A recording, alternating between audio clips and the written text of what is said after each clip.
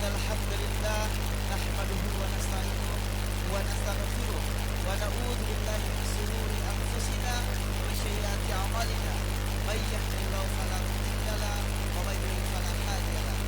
Asyhadu an la ilaha illallah wahdahu la syarika lahu wa asyhadu anna Muhammadan abduhu wa rasuluhu. Amma ba'du. Yang terhormat Bapak Kasih Kiradi Bapak Sekolah Sekolah Gorontalo yang bersama yang kami hormati Ketua Bupati Pemilihan Kota Gorontalo beserta rombongan Bapak Gorontalo, yang kami hormati dan kami muliakan penceramah pada sore hari ini yang diasing lagi dan kedua kalinya datang ke kita, Bapak Ahmad Rizal Panjego dan juga yang kami hormati Ketua Harian Barisan Muslim atau Ubah Lapas Kelas Gorontalo beserta pengurus dan juga hadirin dan seluruh jenis streaming yang ada di rumah yang insyaallah dirahmati oleh Allah Subhanahu wa taala. Amin. Hadirin dan pemirsa streaming yang ada di rumah yang memohon petunjuk dari Allah Subhanahu wa taala, marilah sama-sama kita buka acara tabligh akbar dan ceramah agama pada sore hari ini yang dilaksanakan oleh Ikatan Penyuluh Republik Indonesia bekerjasama dengan Lapas Kelas 2 Gorontalo. Marilah sama-sama kita buka dengan membacakan basmalah. Bismillahirrahmanirrahim. Acara selanjutnya kalam ilahi yang akan dibawakan oleh Qori Audillah Nur Haram SPD. Kepada Qoriam dipersilakan.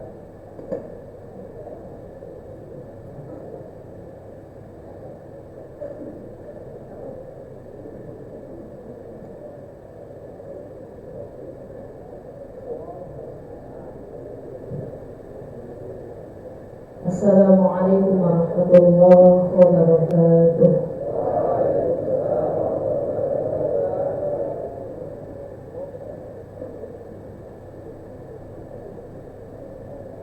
Wa'udzu billahi minasy syaithanir rajim.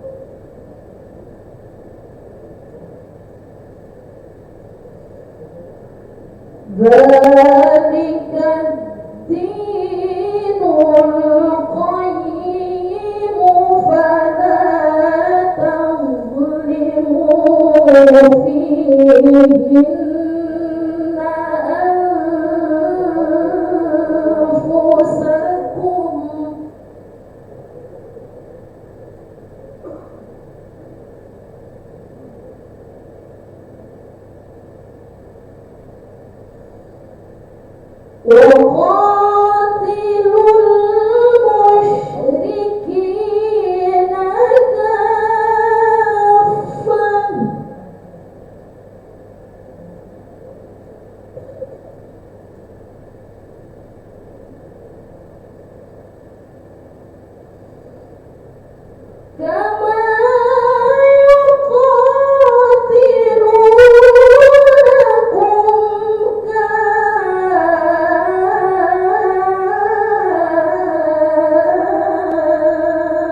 Assalamualaikum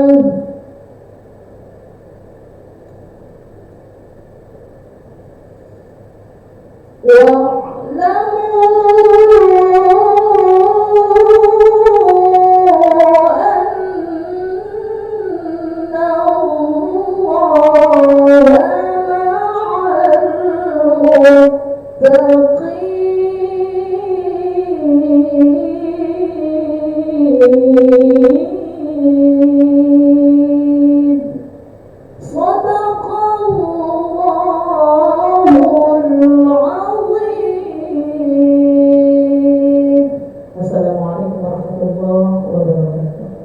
Waalaikumsalam warahmatullahi wabarakatuh. Hadirin dan pemirsa streaming di rumah, demikianlah pembacaan kalam ilahi yang telah dibawakan oleh Korea Ibunda Audillah Nur Muharram SPD yang merupakan Kori internasional kita dan juga menjadi pengajar atau penyuluh di Masjid At-Taubah Lapas kelas 2 Gorontalo.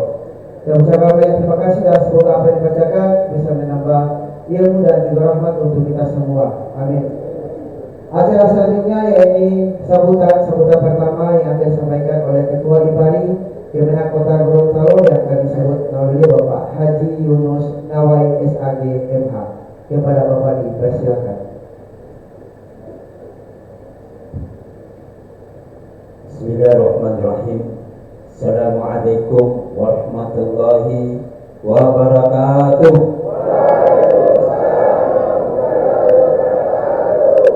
Innal hamdalillah la haula wala quwwata illa billah.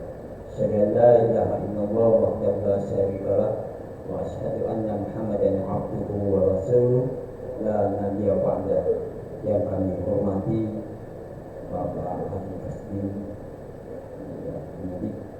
mudah-mudahan beliau tetap sehat selalu dan semoga beliau tetap memberikan kesehatan dan senantiasa memperhatikan bapak-bapak yang berada di tempat ini sehingga mendapatkan sebuah kebahagiaan tersendiri ketika ada orang yang dengan ikhlasnya memperhatikan kita. Yang kami hormati Bapak penceramah Ustaz, semoga antum mendapatkan barokah dari Allah Subhanahu wa taala dan juga semoga Allah senantiasa memberikan kesehatan sehingga dakwah ini terus berkembang di Provinsi Gorontalo. Yang kami hormati Badan Takmir Masjid At-Taubah bersama pengurus lainnya, rekan-rekan kami, ibu penyuluh agama. Singkatnya, bapak-bapak, ya ibu bapak-bapak semua ya, yang dirahmati Allah Subhanahu wa taala. Alhamdulillah sekalian, pada sore ini kita kembali dipertemukan oleh Allah Subhanahu wa taala dalam rangka tabligh akbar berkaitan dengan kita memperingati 10 Muharram, walaupun sekarang sudah masuk pada tanggal 12 Muharram. Sekalian yang dirahmati oleh Allah, kegiatan ini tidak lain adalah bagaimana kita bisa memaknai setiap momentum hari-hari besar Islam. Karena setiap momentum itu ada keistimewaannya. Nah, nanti keistimewaan bagaimana Muharram itu bagiannya Pak Haji yang Pak penceramah nanti yang akan menyampaikan. Dan kami sebagai Ketua IPARI, Ikatan Penyuluh Agama Republik Indonesia cabang Gorontalo, ini insyaallah akan senantiasa berkolaborasi dengan lapas atau senantiasa bekerja sama untuk senantiasa memberikan pembinaan, dan juga kami insyaallah akan berusaha melaksanakan berbagai kegiatan yang produktif yang bisa memberikan bantuan ataupun hal-hal yang bisa bermanfaat bagi bapak-bapak sekalian. Dan insyaallah doakan kami semoga bisa mempengaruhi orang-orang yang di atas sana untuk bisa memperhatikan bagaimana bapak-bapak yang ada di tempat ini nantinya setelah keluar nanti akan bisa memberikan sumbangsi pembangunan ya, di Provinsi Gorontalo ini. Ya, tentu saja bagi kami ini merupakan sebuah tanggung jawab moral. Sehingga itu sekalian, mudah-mudahan setiap kegiatan yang didukung oleh bapak-bapak sekalian itu akan menjadi semangat bagi kami terus berbuat di lapas kelas 2 Gorontalo ini. Terakhir kami ucapkan kepada Bapak Asdim yang senantiasa mendampingi kami, senantiasa mensupport kami sehingga kami tetap semangat dalam memberikan pembinaan dan memberikan program-program yang bermanfaat bagi bapak-bapak sekalian. Saya kira demikian. Billahi taufiq wal hidayah. Assalamualaikum warahmatullahi wabarakatuh.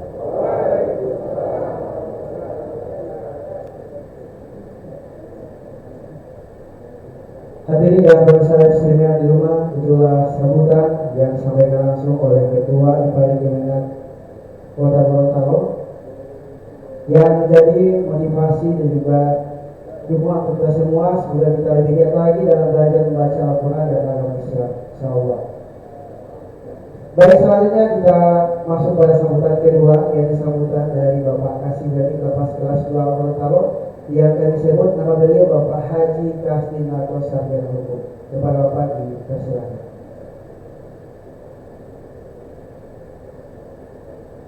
Baik, terima kasih. Bismillahirrahmanirrahim.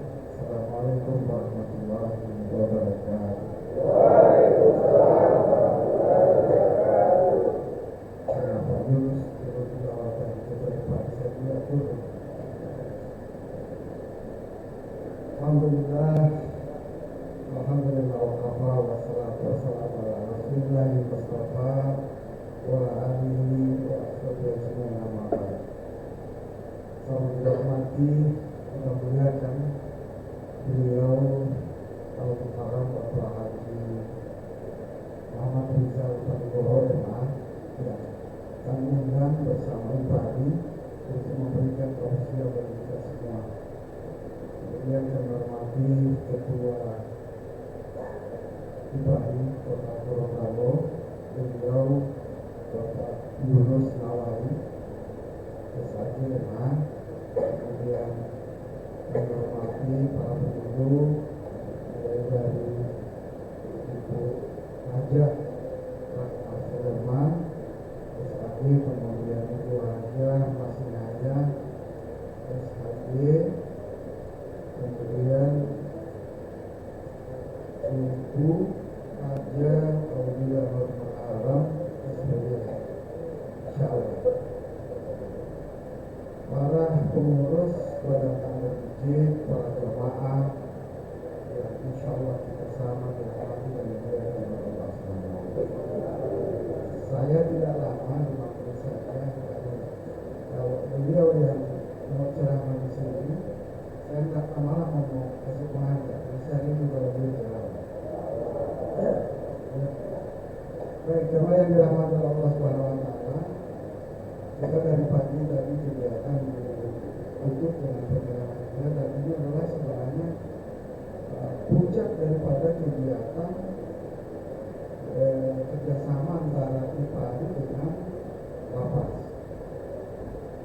Jadi ini puncak, karena puncak ini adalah sudah bagian akhir dari kegiatan yang selama dari tanggal 1 sampai dengan tanggal ini tadi pagi ditutup kegiatan. Tetapi ini sangat terpenting adalah bagaimana kita bisa hadir di tempat ini dalam rangka mengikuti seluruh rangkaian kegiatan. Jadi kalau kita cuma ikut dari awal kemudian akhir tidak ikut, berarti kita potong biasanya kepada ya, tinggal badan. Alhamdulillah semua bisa ikut sehingga itulah kita dalam kegiatan tersebut. Kemudian terima kasih dari ini saya lihat sebenarnya Pak Ketua, saya mau guru ini bisa cepat di drop, bisa teman-teman bisa dari sana, ini bisa di sini.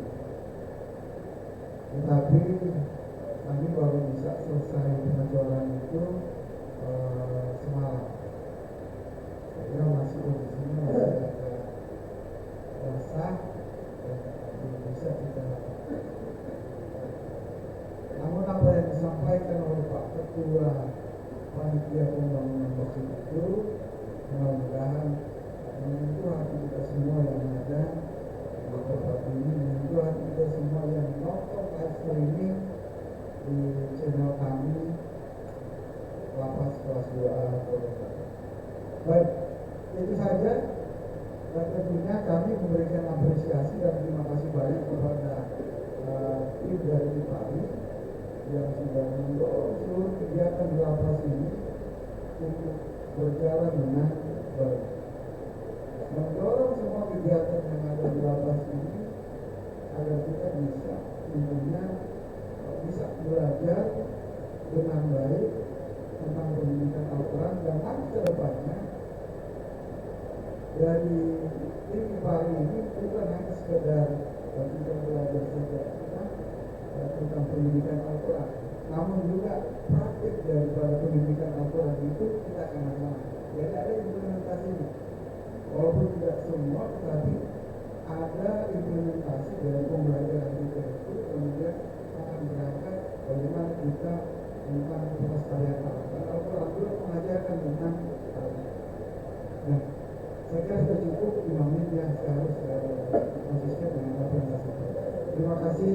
Assalamualaikum warahmatullahi wabarakatuh.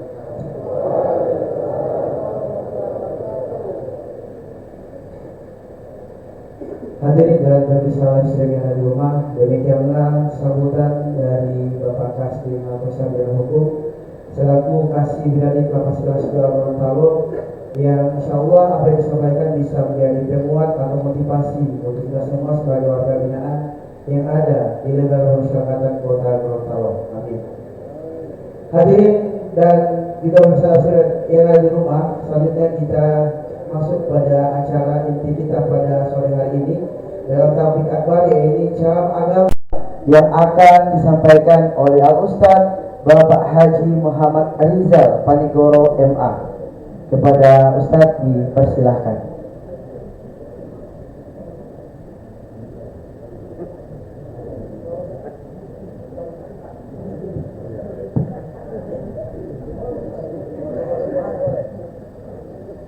Assalamualaikum warahmatullahi wabarakatuh.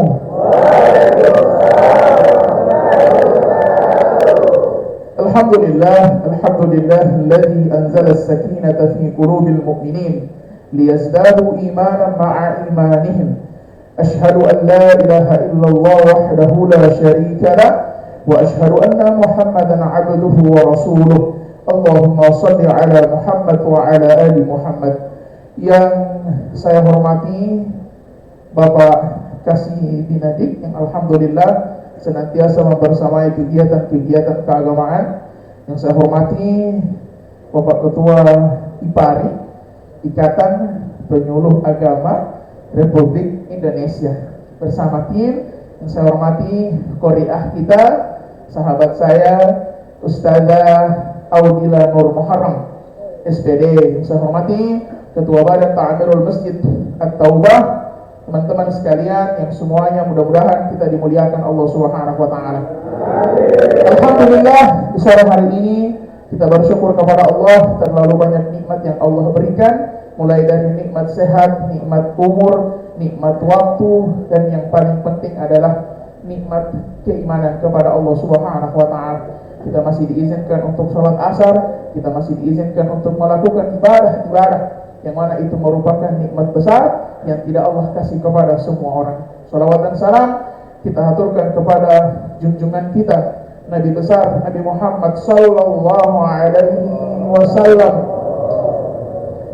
kepada para keluarga beliau, sahabat beliau. Insyaallah limpahan rahmat itu akan tercurah kepada kita semua. Amin ya rabbal alamin. Sehat semua?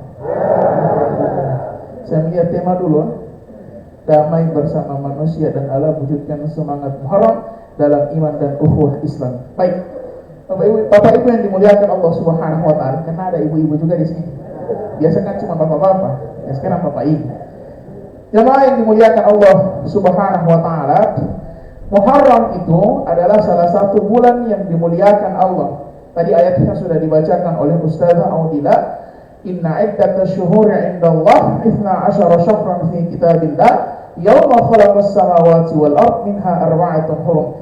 Jadi dari 12 bulan yang Allah ciptakan, ada 4 bulan yang Allah muliakan selain Ramadan. Selain Ramadan, Ramadan itu levelnya di atas. Apa 4 bulan itu? Dzulqa'dah, Dzulhijjah, Muharram. Satu agak berjauhan yaitu bulan Rajab. Dan amalan yang paling inti di bulan Muharram ini adalah puasa Asyura. Kemarin puasa tanggal 10 Muharram. Jadi ketika Nabi datang di kota Madinah, Nabi jumpai orang-orang Yahudi di Madinah itu puasa. Rasul tanya kepada para sahabat, kenapa mereka puasa?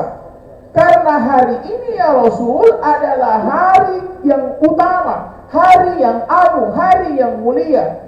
Karena di tanggal 10 Muharram, Nabi Musa alaihi salam Allah selamatkan dari kejaran siapa?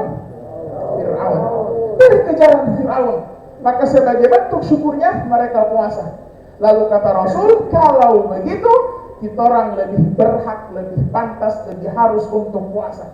Makanya Rasulullah puasa di tanggal 10 Muharram. Dan kata Rasul begini, andaikan aku diizinkan hidup sampai tahun depan, maka aku akan puasa dari tanggal 9-nya. 9, 10. Cuman apa yang terjadi? Umur Rasul itu tidak sampai di tahun depan. Itu menunjukkan apa? Sedangkan Nabi tidak tahu kapan mau mati. Sedangkan Nabi, manusia yang dijamin masuk surga, dijamin selamat dari siksa api neraka, tidak tahu kapan mau mati. Apalagi cuman kita orang. Tadi tetangga saya ada yang meninggal di pertigaan Jalan D5. Saya tanya, ini ada sakit? Dia bilang tidak. Kemarin masih ada naik bentor. Cuman dia ampal muntah tadi siang, jam 2 meninggal dunia. Artinya kita tidak pernah tahu kapan ajal itu akan datang kepada kita. Bapak Ibu yang dimuliakan Allah, saya ingin mengambil ibrah sedikit dari apa yang terjadi pada Nabi Musa alaihissalam. Mudah-mudahan itu menjadi spirit penguatan keimanan, husnuzon, baik sangka kita kepada Allah Subhanahu wa taala. Ketika Nabi Musa dikejar oleh Fir'aun, dikejar itu didusu. Teman-teman pakai dikejar saja. Dikejar oleh Fir'aun, Nabi Musa itu berhadapan dengan lautan, sudah mentok, jalan buntu. Cuman ada 2 pilihan. Kalau bukan mati karena tenggelam paksa mau lewat, mati dibunuh oleh Fir'aun dan bala tentaranya. Karena Fir'aun semakin dekat dan tidak ada jalan lain kecuali menyeberangi lautan itu. Makanya dalam Al-Quran dikatakan, falamma tara'al jam'an, ketika mata pengikut Nabi Musa melihat kepada tentara Fir'aun. Jadi mata mereka ini saling bertatapan, saling berhadapan. Kemudian apa kata pengikut Nabi Musa? Dengan segala kepasrahannya, dengan segala mereka sudah menyerah luar biasa, mereka katakan, inna lamudrakun. Mati orang. Kenapa? Wahai Musa, hanya ada 2 pilihan. Kita akan mati tenggelam atau kita akan dibunuh oleh Fir'aun dan bala tentaranya. Inna lamudrakun. Kita orang pasti akan mati. Tidak mungkin tidak. Tapi Nabi Musa mengajarkan sifat optimisme, tidak boleh berburuk sangka sama Allah. Apapun yang terjadi sama kita, apapun kondisi yang menimpa kita, seburuk apapun nasib kehidupan kita hari ini, jangan pernah berburuk sangka sama Allah. Tinggal hitungan detik akan mati, tinggal hitungan detik akan terbunuh. Kalau bukan terbunuh akan tenggelam. Nabi Musa masih berbaik sangka sama Allah. Apa kata Nabi Musa? Qala kalla inna ma'iya rabbi sayahdin. Tenang, kita orang tidak akan mati. Inna ma'iya rabbi sayahdin. Allah itu bersama orang dan Allah pasti mau tolong orang.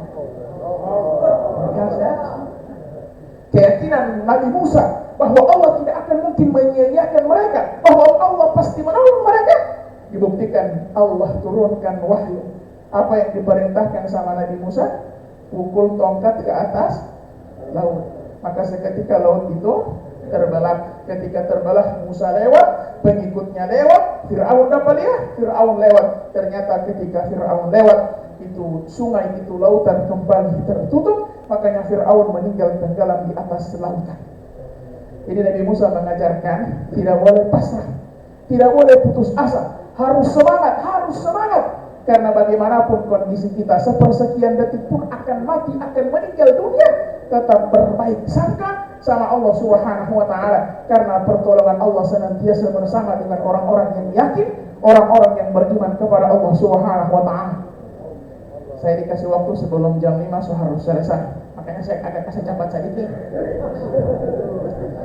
Bapak Ibu yang dimuliakan Allah Subhanahu wa Ta'ala, sekarang kita bicara tentang ukhuwah sesuai dengan tema. Ukhuwah itu adalah bagaimana menjalin hubungan di antara sesama manusia. Karena Islam itu sekali lagi bukan cuma urusan hablum minal, tapi juga hablum minan. Baik dengan Allah itu wajib, tapi jangan lupa baik juga dengan manusia. Tapi jangan berarti dia cuma baik sama manusia poli, sama Allah poli dia tidak baik. Ada orang begitu, dia tidak jaga sholat. Ini bilang kalau Ustaz orang tua dia tidak jaga hemostatia, alhamdulillah dengan orang itu tiup baik-baik dengan orang. Saya ini memang tidak jaga sholat, tapi dengan orang itu saya baik. Ustaz mungkin saya ini belum pakai jilbab, tapi saya hati ini pakai jilbab. Saya hati ini baik. Ini kalimat para kolol ini ya. Dengan sampai dia ketika di jalan, polisi dapat bilang Assalamualaikum ibu, karena ibu helm. Pak polisi mungkin saya kepala tidak pakai helm, tapi saya hati pakai helm. Tetapi mau apa? Tidak boleh. Jadi jangan kasih masuk ilmu para kolol ini agama ini. Jadi perbaiki hubungan dengan Allah, perbaiki hubungan sholat kita, dan juga perlahan-lahan kita memperbaiki hubungan dengan sesama. Karena atadruna mal muflis, Nabi bertanya tentang orang yang bangkrut di hari kiamat. Salah satunya adalah orang yang tidak menjaga hubungan dengan sesama. Satu, jangan sombong dengan apapun yang kita miliki. Apa yang membuat orang sombong itu? Satu, ada orang sombong dengan DP gelar. Ada yang tidak bahagia kalau tidak panggil DP haji. Tidak bahagia dia, Pak Haji. Dia panggil Pak Rahmat, Pak Rahmat, Haji Rahmat, jom. Kalau tak cuma DP haji, di sini ada yang nama Rahmat. Saya mau ada asal-asal nama ini soalnya maaf. Ya, saya waktu ceramah di SMK 2, saya baca satu nama saya asal. Ternyata nama orangnya ada di situ. Ibu guru yang paling orang takuti. Memang biasa bataria sama siswa. Jadi ada orang-orang yang tidak bahagia kalau tidak tahu semua DP hajat. Ibu Aminah, Ibu Hajar, ya.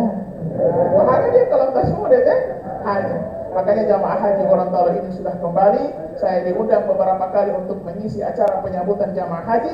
Saya sampaikan kalau sampai di Gorontalo tidak ada yang memanggil dengan sebutan Pak Haji, Ibu Haja, tidak usah marah. Tidak usah marah, biar saja. Toh kita berangkat haji untuk Allah, bukan mau suka dipanggil Pak Haji, bukan mau suka dipanggil Ibu Haja. Kita berangkat untuk apa? Labbaik Allahumma labbaik, labbaik la syarika laka labbaik, innal hamda wan ni'mata laka wal mulk la syarika lak. Labbaik Allahumma labbaik, aku penuhi panggilan ya Allah. Jadi kalau ada orang tidak dipanggil Pak Haji, Ibu Haja, tidak usah marah. Dan ingat, haji hajat itu bukan panggilan kebanggaan. Kalau suatu saat bapak-bapak berangkat haji kemudian pulang dipanggil dengan sebutan Pak Haji, tidak usah sombong, karena itu bukan panggilan kebanggaan, itu panggilan peringatan. Pak Haji mau ke mana? Ya Allah, saya ini so haji. Masa mau dapat dia di masjid nanti hari Jumat? Peringatan. Saya selama ceramah pasti orang antar akan tisu. Karena kalau orang kode ceramah cepat sekali dia mbasuar. La haula wala quwata illa billah. Makasih banyak Pak. Kalau ada orang dipanggil dengan sebutan Ibu Haja, Ibu Haja mau ke mana? Ya Allah, saya ini so haja. Masa jaga bagoyang-goyang di TikTok? Ya Allah, masih di kamar mandi coba bilang OTW. Ada yang begitu kan? Masih mandi coba bilang OTW. Jerman minoritas agamanya bukan muslim, paling banyak non muslim, tapi orang Jerman baku janji jam 4 setengah 4 so di lokasi. Gorontalo muslim, hampir 100% muslim, baku janji jam 4 setengah 5 mandi. La haula wala quwwata. Akan pernah acara undangan buka puasa bersama, lombu-lombu memang mau Isa. Nanti sore Isa baru datang. Ini acara buka puasa, kecuali buka puasa Isa. Boleh, tidak masalah. Jadi kita berusaha ketika dipanggil dengan sebutan haji itu tidak ada yang membuat kita sombong, karena itu bukan panggilan kebanggaan. Saya lupa ini sudah pernah saya sampaikan di lapas atau belum. Kalau sudah berarti ini murojaah saja. Saya ingin kasih hadiah untuk jamaah teman-teman yang ada di lapas kelas 2A Gorontalo. Orang haji apa yang dia cari? Haji ya mabrur. Saya ingin kasih titip satu oleh-oleh di sini. Meskipun belum berangkat haji, insya Allah sodapa itu mabrur. Mau? Jadi belum haji dia belum pernah tahu, dia belum pernah wukuf, dia belum pernah basai, dia belum pernah dapat yakawah, tapi dia sudah dijamin mendapatkan yang namanya mabrur. Mau? Allah berfirman dalam Al-Quran, lan tanalul birra hatta tunfiqu mimma tuhibbun. Lan tanalul birra, orang itu tidak akan bisa sampai pada albir. Albir itu akar kata yang mengarah kepada mabrur. Hatta tunfiqu, sampai dia bisa menginfakkan mimma tuhibbun, apa yang dia cintai. Jadi orang itu kalau mau mabrur, dia bisa memberikan apa yang dia cintai. Jadi kalau ada orang yang bilang mau, ibu-ibu bilang mau, kalau dipuji, Masya Allah, ibu pejilbab itu gagal, kasih. Itu mabrur. Jadi dia bisa memberikan apa yang paling dia cintai. Tiba haji oto itu. Tapi jangan coba bagi makasih ya, jangan, tidak boleh. Kasih. Dan bahaya itu kalau ada orang bilang begini, Masya Allah, ibu Pepa tua itu ya. Maksudnya tidak? Biasa saya kalau di takziah ibu-ibunya bilang, Ustaz, biar nanti tidak bahaji saya. Yang penting tidak ada istilah 2 hari mangana, 2 hari pakai. Waktu tiba itu, biar bikin hawas, bikin sakit kepala, tetap saya sayang dia Ustaz. Jadi artinya haji itu, kalau orang ingin mendapatkan mabrur, dia berusaha, baik haji ataupun tidak, dia berusaha mulai bisa memberikan apa yang dia cintai. Kenapa demikian? Kadang-kadang prinsip kita dalam bersedekah, mau kasih apa yang orang sudah tidak mau pakai. Saya ingat Juli tahun lalu ada banjir, orang mau kasih sumbangan, begini dia cara pilih baju yang dia mau kasih, putih, kasih pakai ini. So tidak lama, so kasih ya. Yang dia so tidak suka pakai, jangankan mau pakai, mau lihat saja so tidak mau. Lantai saja dia mau pelek itu tidak mau. Saking DPK asuk ke sekali. Itu yang dia mau kasih. Ibu-ibu mbak sumbang daster yang DP taruh besok 31. Nah, orang baik itu, puncak kebaikan itu, dia bisa memberikan apa yang dia cintai, dan itulah yang namanya ukhuwah Islamiyah. Rasulullah sallallahu alaihi wasallam itu dalam sejarah kita dapati orang yang mungkin kekurangan harta, tapi sebenarnya Rasul itu orang yang kaya, tapi dalam urusan agama. Kalau urusan agama, Nabi tidak main-main. Nabi pernah memberi keimanan seorang non-muslim dengan satu lembah unta. Jadi ketika orang muslim itu tidak mau masuk Islam karena dia merasa kekurangan, Rasul bilang, kalau kau masuk Islam, aku hadiahkan beberapa unta untukmu.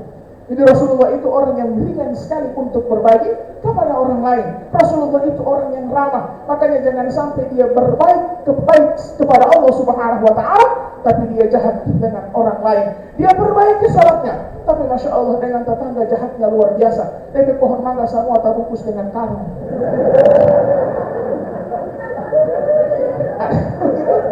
Ada pohon mangga terbungkus dengan karung. Ya? Dia bilang biar nanti mau busuk, nanti bilang ke orang lain. Jangan.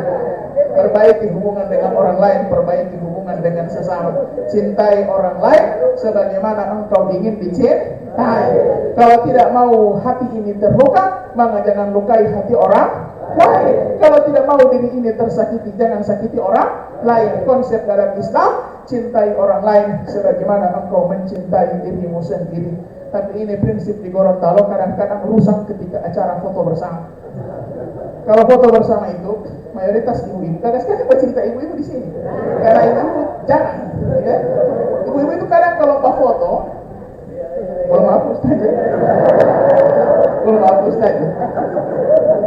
Kalau tadi bukan yang di sini, yang di lain tempat lain.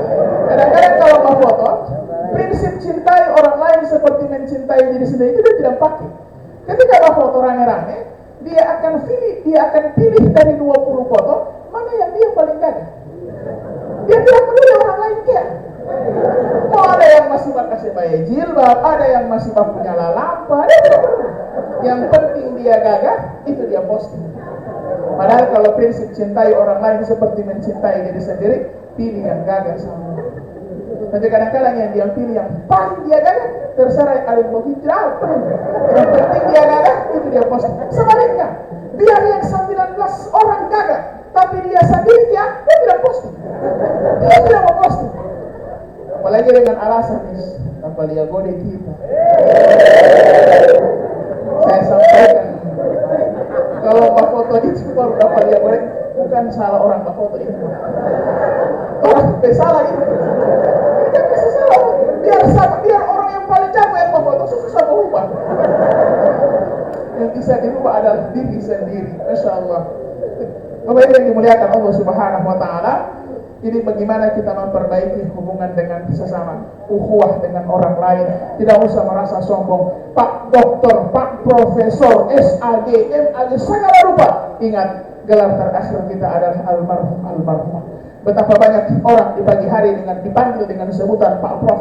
Pak Prof mau mengajar mana hari ini? Pak Prof mau menguji tesis hari ini. Tapi sore hari tiba, hilang panggilan doktor dengan profesor, terganti dengan panggilan almarhum, mau kubur jam berapa?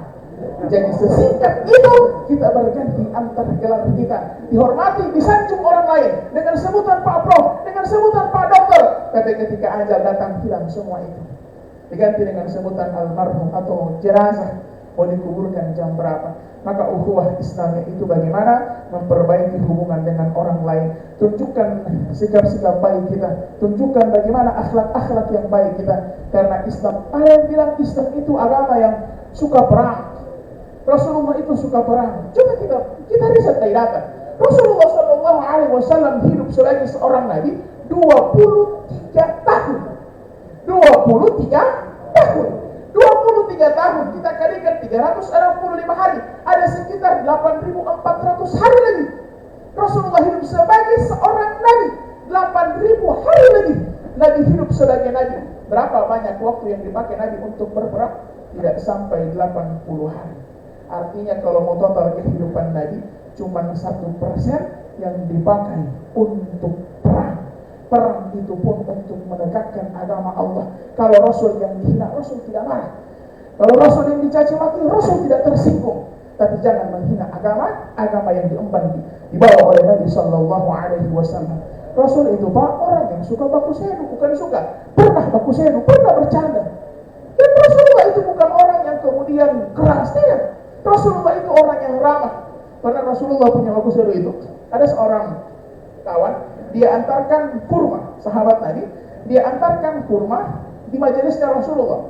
Jadi Rasulullah duduk dengan sahabat-sahabat, diantar kurma, dibagi. Ini punya Rasul, ini punya Umar, punya sudah dibagi semua.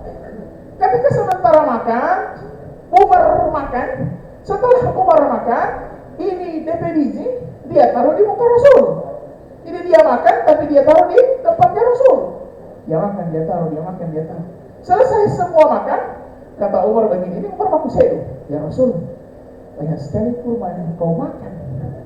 Karena DP biji banyak. Karena habis Umar makan, dia taruh sama Rasul. Habis dia makan, dia taruh sama Rasul. Selesai sama Rasul. Banyak sekali kurma yang kau makan. Banyak sekali DP biji. Apa Rasulullah bilang? Tidak apa wahai Umar. Daripada engkau wahai Umar, ada makan satu kali dengan DP biji. Karena di tempatnya Umar tidak ada biji. makan banyak, yang penting tidak makan satu kali dengan Nabi. Itu luar biasanya Rasulullah Sallallahu Alaihi Wasallam ketika bercanda. Jadi Bapak Ibu yang dimuliakan Allah Subhanahu Wa Taala, tidak ada ajaran yang mengajarkan Islam itu sebagai agama yang apalagi cuma soal perbedaan. Sekarang ini makanya Kementerian Agama hadir itu dengan prinsip moderasi beragama. Moderasi beragama itu bukan berarti tidak punya prinsip, tapi bagaimana dia berusaha untuk menghargai pendapat-pendapat orang lain.